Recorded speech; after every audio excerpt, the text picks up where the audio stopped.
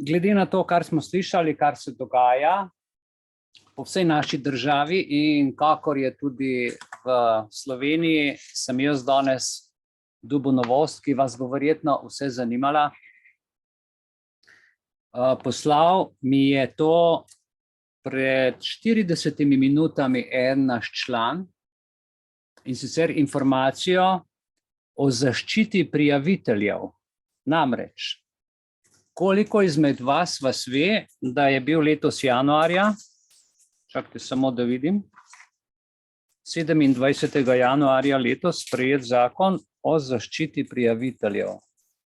To se pravi vseh tistih, ki prijavijo, ki prijavljajo kogarkoli, za karkoli, kjerkoli, s komerkoli, so zaščitene priče. To se pravi, v primeru gremo epidemije, če nimaš maske, te nekdo prijavi in je zaščiten, ker te je prijavil. Ali pa če si nekaj izmisli, ali pa samo sumi. Zelo zanimiva stvar. Tole vam bom jaz v naslednjem paketu poslal v linku, ker pač v tej elektronski pošti, ki sem vam jo danes poslal, te informacije še nisem imel. Bom pa povedal nekaj iz tega, kaj je sploh vsebina zakona, ker je zelo zanimivo. Ta zakon z namenom zaščite javnega interesa določa načine in postopke za prijavo kršitev predpisov, za katere so posamezniki izvedeli v delovnem okolju, in njihovo obravnavo ter zaščito posameznikov, ki prijavijo ali javno razkrijajo informacije o kršitvi. Zakon določa tudi pristojnosti Komisije za preprečevanje korupcije ter zaščite in podporne ukrepe zaradi preprečitve in odprave povračilnih ukrepov. Namreč, ta zakon so bili prisiljeni sprejeti zaradi direktive Evropske unije in področje uporabe tega zakona je zelo zanimivo. Toliko samo te prve informacije, da boste vedeli, v čem je vsebina, ker potem zakon to podrobno opredeljuje še naprej, ampak čistko za informacijo. Namreč, področje uporabe zakona. Ta zakon se uporablja za prijavo kršitev predpisov, ki veljajo v Republiki Sloveniji. Za kršitev predpisov, ki veljajo v Republiki Sloveniji. Ne vem, kako je z mednarodnimi, ampak glejte. Ta zakon se uporablja, če drug zakon ali pravni akt, ki se uporablja neposredno, ki so urejena s tem zakonom, ne ureja drugače. Točka 3. Ta zakon se uporablja, kadar se uporablja zakon, ki ureja kazenski postopek ali zakon, ki ureja varstvo tajnih podatkov, razen če ta zakon ne določa drugače. In potem je tukaj zanimivo pomen izrazov. Kadar jaz preberem zakon sam zase, je prva stvar, ki je preberem prvi člen, čemu je zakon namenjen, kaj je pravna podlaga in potem tiste neznanke, ki so v zakonu, s katerimi zakon operira. Zakaj? Ker ko preberem zakon, so mi določeni pomeni, ki so tukaj definirani. To je kot podnapisi pri filmu, veste. Če govori nekdo tuj jezik in nimaš prevoda, bolj težko je z ust, sploh če jezika, mogoče z mimike, ampak vsebine ne moreš, ne. To, da človek teče, vidiš, ampak kaj pa vmes reče, pa več ne veš. In ko se ti linki izgubijo, potem človek včasih izgubi tla pod nogami, se ne znajde, zato je dobro vedno pomen izrazov, ko berete kak zakon, pogledati, ne. In ti izrazi uporabljeni v tem zakonu pomenijo, kaj je prijava. Ne, mi vsi, ja, prijavo ga je, kaj je prijava, ampak tu je točno definirano, kaj je prijava. Ejte, prijava je ustno ali pisno sporočanje informacij o kršitvah v delovnem okolju, v zasebnem ali v javnem sektorju. Ne, to je prijava. Po točko 1, točki je samo en, da vam povem, 15, pa bomo teh 15 točk, pa bom pa jaz malo povedal še o moji tematiki, ki se zelo veže na to. Namreč, Ta moja tema je večplastna dilema, o kateri se govorimo, naj delujem lokalno in razmišljam globalno, ali naj delujem globalno in razmišljam lokalno. Glede na to, da so tukaj direktive Evropske unije, ki pridejo iz globalnega na lokalno, ali naj lokalno zakonodajo upoštevam tako, da delujem globalno. Mislim, ja, ni neumno vprašanje, ne? To sploh, lejte, zdaj, če delujem globalno, ne, in razmišljam lokalno, je to kar malo katastrofe. Torej, poslušal sem 11-letnega fantka včeraj, ki je razmišljal lokalno in deloval globalno. Prejšnji teden smo govorili o o teh spolnih izprijencih, o tem, kako v šole prihajajo zgodbice brati otrokom. Glavnem moški, oblečeni v ženske, in to pornografijo širijo in zberejo tiste zgodbice otrokom, učitelji pa nič, župani to promovirajo, učitelji, profesori, ravnatelji promovirajo. Mislim, halo, kam smo to prišli? Spravili so se na moške, ker glejte, kadar je v vprašanju otrok, ga bo vedno mati zaščitila. Drži. Kdo bo zaščitil ženo in mamo? Oče. In da bi družino razdelili, se je treba na moške spraviti, da družina nima te zaščite in da razpade. Zelo so preštudirali, kako te stvari grejo. In ta fant, ko je imel na majici napisano, ker so čakali tega bralca zgodbic, je imel na majici napisano, da sta samo dva spola. In potem, ko so brali, so dali tudi vprašanje in rekel, jaz verjamem, da sta samo dva spola, in so ga izključili iz razreda in iz šole. Zato, ker so se počutili vsi tam ogroženi od njega. In je šel v državni zbor v tisti državi, kjer je bil. Sem gledal včeraj video in jim je držal tam 7 minut lekcijo. Objavil sem to tudi na Facebooku in jim je povedal, kar jim gre. Je rekel, to, če imam jaz svoje prepričanje, imam napisano na majici, jaz tega nikogar ne ogrožam. Obratno pa, da pridejo v šolo in berejo stvari, ki niso res, ki so izmišljene, ki so fiktivne, je pa zelo res, da ogrožajo nas, naše življenja in naše družine. V tem paketu je to povedal. In glejte, tega fanta so prijavili, ne? Na delovnem mestu v šoli so ga prijavili, da ogroža nekoga drugega. Jaz to smatram za lažno prijavo, ker nima smisla niti nobene veze z realnim življenjem, takšnim kot je, v fizični, duhovni, spiritualni, kakršnikoli drugi obliki, če se strinjate z menoj. Kdor se ne strinja, pa pač 73 spolov, pač si naštel, ne vem, nekje pri prijavi na Facebook si moraš izbrati, zdaj jih je menda že več, ker se skr sproti izmišljujejo. Ljudje ne utegnejo več ne razbrati, niti se s tem informirati, in ko gledam ameriške medije, tam se vse meša. To se pravi, pri točki 1 smo pogledali, kaj je prijava. Potem točka 2, notranja prijava je prijava znotraj pravnega subjekta v zasebnem ali javnem sektorju, pri katerem je kršitev nastala. Točka 3, zunanja prijava je prijava organom za zunanjo prijavo. Se pravi, morate vedeti, kaj je prijava, kaj je notranja prijava, kaj je zunanja prijava. Točka 3. 4. točka, javno razkritje. No, mi smo društvo v javnem interesu in mi javno razkrivamo napake oziroma stvari, s katerimi se ne strinjamo, in to javno povemo, posnamemo in damo ljudem. In kaj se zgodi?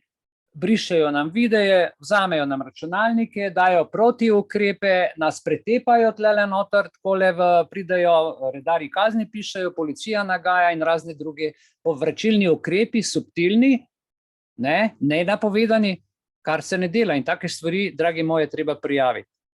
To se pravi, in ko bomo to prijavili, bomo zaščiteni, ker imamo zdaj zakon o zaščiti prič. In zdaj se bomo zaščitili, tako da bomo prijavljali, ker ko prijaviš, si zaščiten, če pa ne prijaviš, si pa žrtev. Tako da zdaj bomo mi ta zakon zelo uporabljali. Za javno razkritje je dajanje informacij o kršitvi v delovnem okolju na voljo javnosti. Kaj pa je drugega kot Janković je javna oseba z svojim občinskim svetom, občina je javna stvar in tam se marsikaj dogaja, ne? Državni zbor tudi, poslanci tudi, sodišča tudi, javna uprava pa ima že prvo besedo javna. Ne? Tako da, evo, in oni namesto, da so v naši službi, so kot golobje, ki nam letajo po strehi in mažejo tla. V najlepšem pomenu izraza, kar ga lahko povem. 5. točka, informacija o kršitvi ima definicijo. Informacija o kršitvi, kako je definira, je informacija, vključno s podlago za sum o dejanski ali morebitni kršitvi predpisov, ki se je ali se bo verjetno zgodil. Se pravi, nekdo te samo posumi, ker se bo verjetno nekaj zgodil, ker je recimo vse nakazuje na to, lahko pa da tudi ne, marsikdo take stvari izkorišča v organizaciji, s katero je ali je bil prijavljen v delovnem in podobnem razmerju, ter v poskusu prikrivanja takšne kršitve. 6. točka, delodajalec je pravna ali fizična oseba, pri kateri je prijavitelj v delovnem in podobnem razmerju. Delovno in podobno razmerje, kaj pomeni ta izraz? In potem veste, ko se stvari prijavljajo, je treba te izraze v ta zakon tako vplesti, ker točno to pomeni, da se potem, ko pride do spora, do obravnave, točno s temi izrazi operira. Ker ljudje v glavnem napišemo po svoje, damo noter čustva, maljeze, še kakšen gnev zraven, obtožbe, in tisti, ki je obsojen, ni tak nikoli nič ni kriv, ker je po krivem obsojen. To je vedno tako. Kar se tiče, smo rekli, delovno in podobno razmerje, je delovno razmerje, lahko pa tudi razmerje zunaj delovnega razmerja, če gre za prostovoljstvo, pripravništvo, vajeništvo, pogodbeno delo, študentsko delo, sodelovanje v razpisnih postopkih, v vlogi kandidata in tako naprej, tole cele litanije. V glavnem, delovno in podobno razmerje, vse vrste služb, če povem na kratko. Potem je 8. točka, delovno okolje. Delovna okolja so lahko različna in tukaj opisuje, če se v delovnem okolju, ta se pravi 8. točka, nekoga prijaviš in ti potem delodajalec, sodelavec ali pa nekdo naštima povračilne ukrepe, se to ne sme kaznivo dejanje, če sem kratek, da ne bom vsega bral tukaj. Potem 9. točka, oseba, ki jo prijava zadeva. To se pravi, jaz nekoga prijavim, to zdaj zadeva unga, ko sem ga prijavil.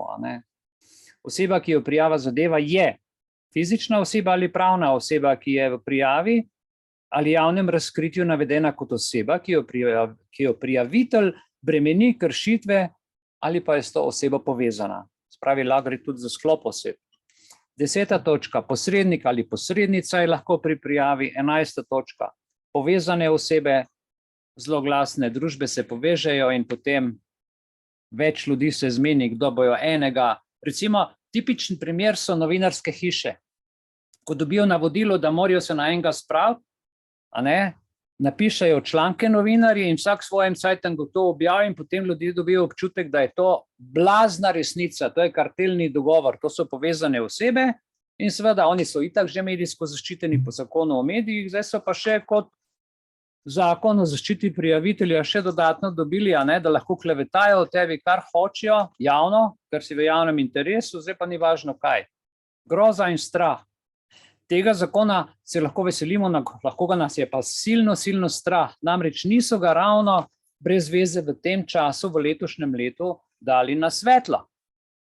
Ker ko se bodo stvari začele dogajati in se bodo začele dogajati, razen če se vsa Slovenija vstane, pa reče, ne, dragi moji, ne bomo tega, čist preprosto, 2 črki, N pa E, povežeš skupaj in rečeš ne. Hvala lepa. Vseh ne morajo nas zapreti, vseh ne morajo, razumete, skregati, vseh ne morajo naenkrat na sodišče dati in sistem je zaključen, konc zgodbe. Ne. Hvala lepa. Zelo preprosto, najbolj simpel. 12. točka, imajo tudi zaupnike in zaupnice. Kaj to pomeni? Zaupnik in zaupnica je ena ali več zaupanja vrednih oseb ali notranja organizacijska enota za sprejem in obravnavo notranjih prijav.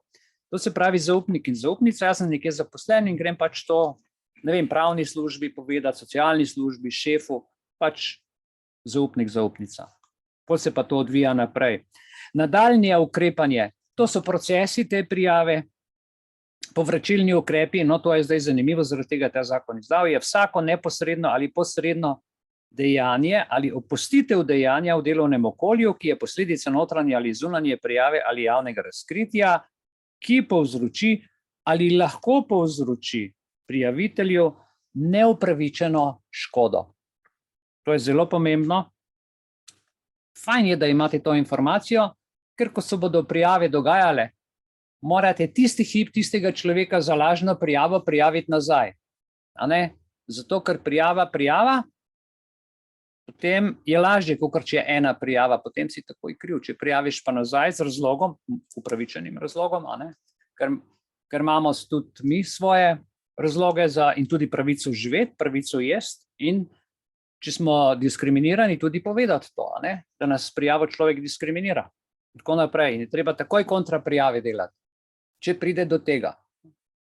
Če vas na cesti policist prijavi za prekršek, ga takoj prijavite, da vas je na cesti obravnaval kot organ, ki ne sme pisati globe zaradi tega, ker nima registrirane dejavnosti na cesti. On je zaposlen po pogodbi, dobiva plačo tam v službi v svoji PP policijski štacion postaji, tam naj bo, na cesti pa on ne sme poslovati, pa biznisirati, pa kasirati, ker dela na črno. Nima kaj na javnem prostoru policist pisati glob.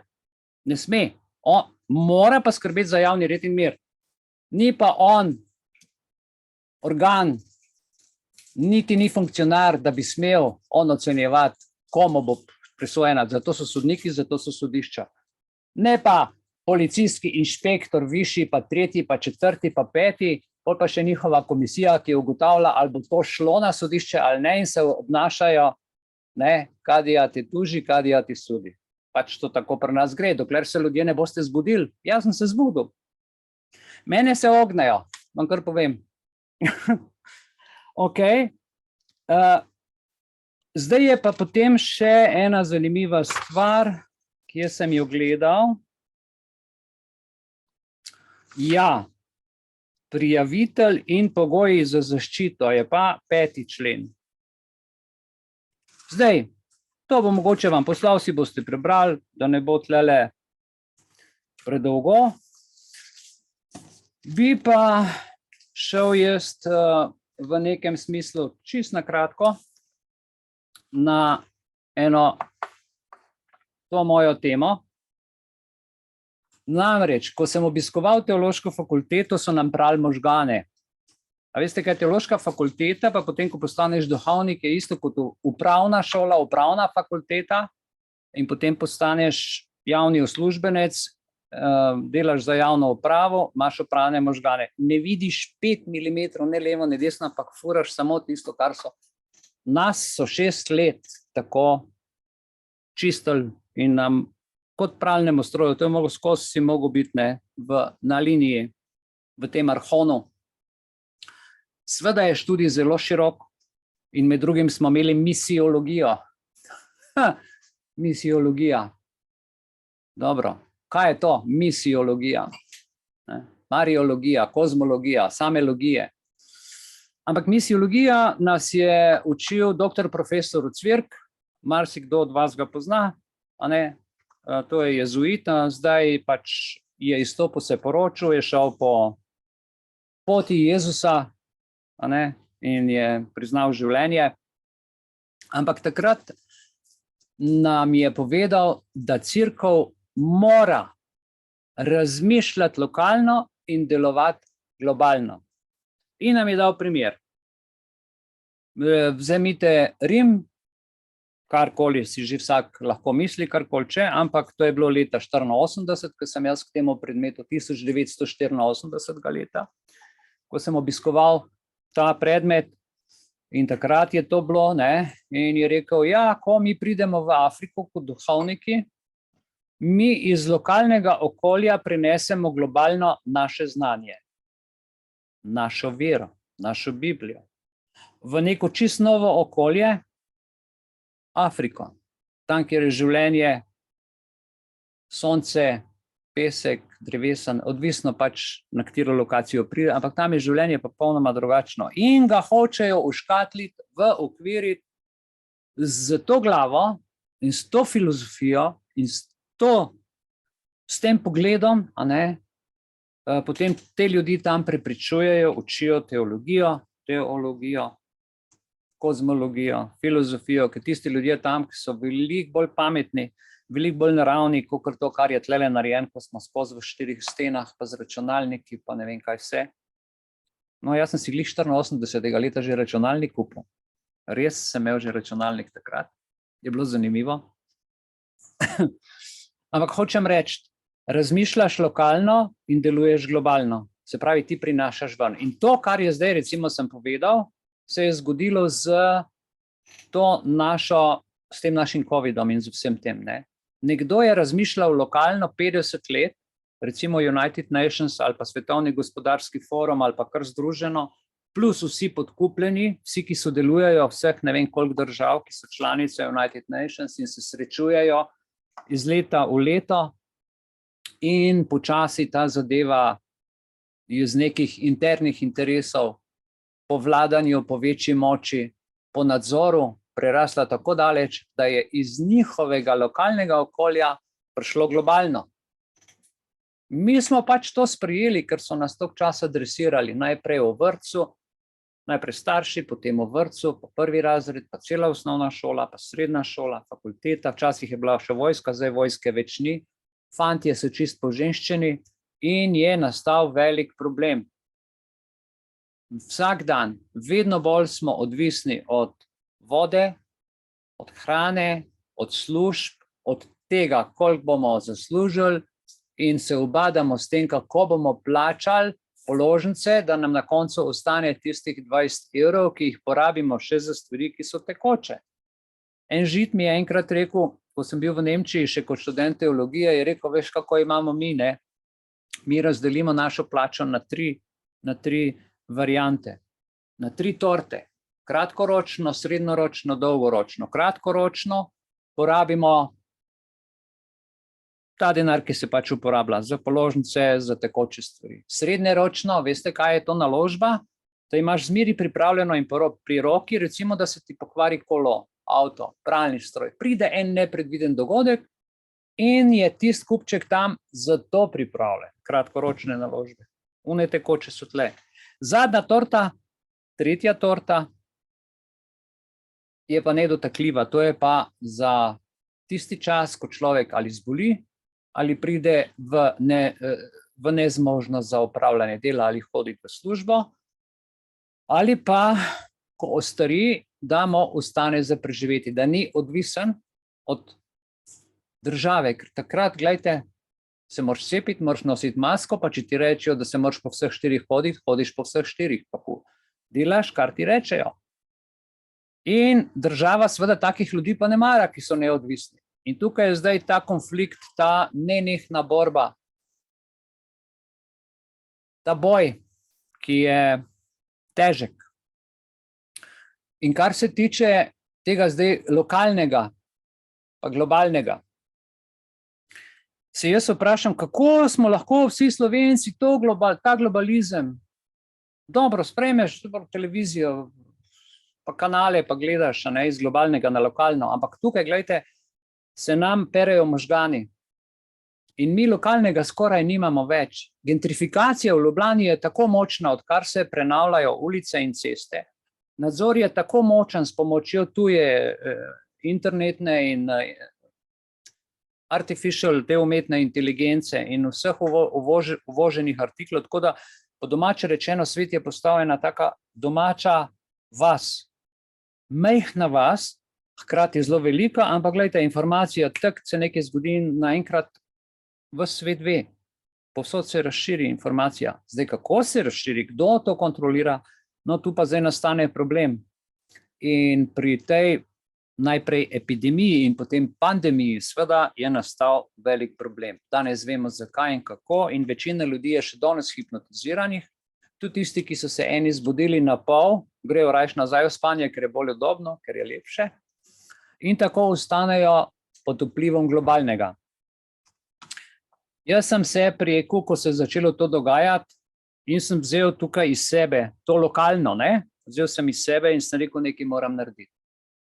V meni se je nekaj spremenili, tisti hip, ki sem začel gledati tam Kitajsko, ker tle še ni bilo, potem je začela Italija, če se spomnite.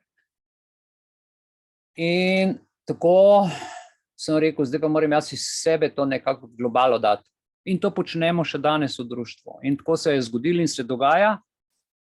Tako da se mi zdi prav, da negujemo odnose najprej doma v družini. Prva stvar, bral sem predvčerajšnji članek, danes je uspeh, če družina ostala skupaj in se vsaj enkrat, dvakrat, trikrat na leto sreča. To je velik uspeh in čestitam vsem tistim, ki imate družine, ki pridete še skupaj, imate skupna praznovanja, skupno kosilo, kjer se objamete, se večkrat srečate. Večjega darila in večje moči kot to ni in medsebojna pomoč in razumevanja. Vkolikor so uspeli družino razbiti, so uspeli te ljudje osamiti in osamljen človek vemo, kako reagira, si izbere novo socialno okolje, si izbere novo idejo, nove vrednote in takrat država lahko manipulira, kakor če, z osamljenim človekom. O tem bomo danes še v filmu govorili. Ampak s tem, ko delujemo lokalno in se lokalno povezujemo z idejami, s tem, ko lahko vsak v svoji skupnosti pove svojimi besedami to, kar misli in mu drug ne stopi na žulj, ker smo edinstveni. Nekdo pove več z dejanjem, ima čudovito njivo, jaz take njive ne znam narediti, ampak on je povedal, da je mojster kmetovanja, naprimer, ne zna pa govoriti, nekdo zna kaj povedati, nekdo zna kaj pokazati, nekdo je čudovit pedagog, različni smo in tukaj, ko se povezujemo, je prav, da si damo to svobodo brez kritik in če pride do kritik in če pride do medsebojne disharmonije ali česarkoli, tudi prav, da to zgladimo. Zelo dobro je, mislim, da je tega premalo, da gremo drug k drugemu in da drug pred drugemu odpremo srce in se rečemo, to je moj problem, a se lahko zmenimo in zgladimo stvari, a ne? Nekdo drug ni pripravljen, ampak ti, če prikažeš dobro voljo, jo pokažeš in deluješ v bistvu iz lokalnega na globalno. Če pa sprejemaš samo globalno na lokalno, takrat se pa potem vse zgubi. Ja? Samo malo, nekdo tlele z mikrofonom, malo spet nagaja. A lahko mikrofon izključite tisti, ki se pogovarjate? Ne vem, kdo je to. Ne vidim. Najlepša hvala. Hvala.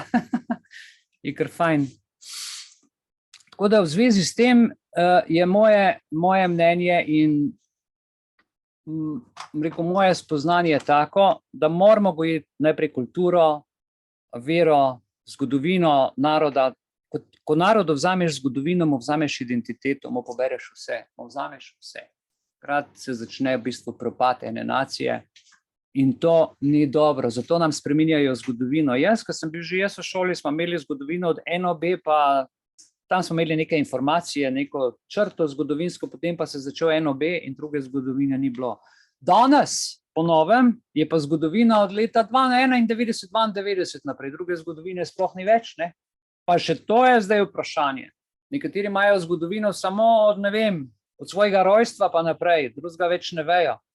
Pa še vseh tih let ne znajo skupaj zajeti zaradi tega, ker so Kardashiance bolj pomembne, Kardashian, pa kak movie, pa vse te pijavke dušne, ki si jih vzamejo mladi za zgled, si dajo majico gor, se zgledujejo po teh karakterih, po nogometnih zvezdah, pevskih zvezdah, po talentih, po vseh športnikih, po kolesarjih in vidiš človek na kolesu, a ne, vozi šampion in potem si da masko gor.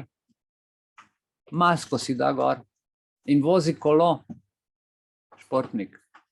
Tudi prav. Ne vem, koliko za to dobi, ampak tle se vidi hrbtenica, tle se vidi ozaveščenost človeka, ali ga je samo mišica, pa gonjenje kolesa, ali pa je tudi tukaj kaj pa v duši, ali je prodal dušo ali ne. To so zanimive stvari. Jaz vem, da so druge strukture, recimo tako kot pri Djokoviču, ampak on je rekel ne, pa ga ne zanima, pač ne bo šel, vse on ve, da dobro igra. Pač ne gre v Pariz, pa ne gre v Avstralijo, pa ga zabavajo, ampak glejte, vsi ostali vlagajo v kratki rok, v kratkoročno udobje. Dajmo se cepiti zato, da bomo igrali. Pol se pa zgodi kaj? Da ne govorim na glas. Nekdo, ki vlaga pa na dolgi rok, je pa drugače poplačan, če preživi in če doživi in če pač je dano. Saj vemo, da smo vsi na tem, da ne vemo ne trenutka, ne dneve. Tako kot je Eden lepo rekel, vsi lasje na glavi so nam prišteti, tako so nam šteti tudi dnevi. Ne vemo ne ura, ne dneva. Jaz sem si tukaj pripravil za zaključek in bom to zdaj prebral, glede lokalnega in globalnega, in bi povedal tako. Razmišljanje in delovanje na lokalni ravni ter hkrati upoštevanje globalnih vplivov nam omogoča ustvarjanje sinergije med lokalnim in med globalnim. To pomeni, da se zavedamo, da smo del medsebojno povezanega sveta in da naša dejanja imajo lahko zelo široke posledice. Vsak od nas, ko spregovori, da ni tiho, ali pa ko karkoli naredi, veste, to je kot metuljev efekt, ima daljnoročne posledice. Ko razmišljamo globalno, se odpirajo tudi nove možnosti za sodelovanje, izmenjavo znanja in reševanje skupnih izzivov. Tako da je tudi prav, da se meddržavno povezujemo, istomisleči, pa tudi ne istomisleči, da najdemo dialog. Pomembno je tudi, da razmišljamo najprej lokalno, saj so potrebe in izzivi vsake lokalne skupnosti edinstveni. Zato jaz pravim, meni je bilo čuden, ko so prišli odloki, ven je prišel en odlok in vsaka občina v Sloveniji je mogla od tega odloka se držati, ne glede na to bilo, ne vem, Koper, Primorska, Novo mesto, katerakoli občina, vsi enako. Kot da smo, ne vem, roboti, vsi z istim algoritmom in vsi z istimi šraufi prišraubani in zdaj bomo vsi isto delali. To je bilo meni nezaslišano. Z odgovornim delovanjem na lokalni ravni, z zavedanjem kulture, tradicije in specifičnosti lokalnega okolja lahko prispevamo k razvoju dobrih in preverjenih rešitev, ki so prilagojene potrebam ljudi in iz tega potem lahko delujemo naprej, seveda globalno. Razmišljanje globalno in delovanje lokalno nam pomaga pa preseči omejitve geografskih meja in se povezovati s posamezniki in skupnostmi po vsem svetu. Danes pri tej tehnologiji to ni noben problem, kjer se učimo drug od drugega in gradimo boljši svet. Namen tehnologije, jaz ga tako razumem, je graditi boljši svet. Ne pa nadzirati, kaj bom jaz v stanovanju delal, kaj bom jedel, kaj bom kupil in koliko socialnih točk mi bojo dali. A veste, socializem je socialna točka, vse vam besede povejo, ne? Socialne točke, socializem, komunizem, fašizem, vse to gre v socialne točke v nadzor. Če malo povežete besede, a ne? V zaključku, dragi moji, je pomembno, da ohranimo ravnovesje med lokalnim in globalnim razmišljanjem in delovanjem. Povezovanje lokalnih prizadevanj z globalnimi cilji nam omogoča, da skupaj ustvarjamo boljšo prihodnost za vse. Spremembe se začnejo na lokalni ravni z nami, tukajšnjimi prebivalci. Ne smemo dopustiti sprememb v rokah redkih posameznikov, saj njihov vpliv lahko doseže globalne razsežnosti. Ko so Goloba vprašali, kdo so njegovi idoli, ni rekel moji volivci, ki so me izvolili, ker mi zaupajo. On je rekel Harari, papež Frančišek, pa Svetovni ekonomski forum, pa ne vem, koga je še povedal. Briga njega, narod in domače gospodarstvo in vlada, njegovi idoli so tam. Nas ni v njegovi agendi.